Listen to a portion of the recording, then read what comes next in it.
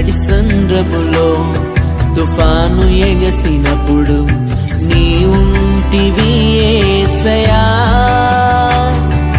ఒక్క మాటతో తుఫాను ఆగెను, నీ మాట చాలును యేసయ్యా.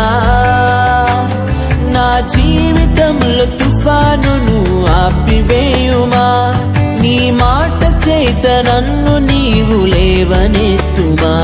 నా జీవితంలో తుఫానును ఆపివేయుమా, నీ మాట చేత నన్ను నీవు లేవనెత్తుమా.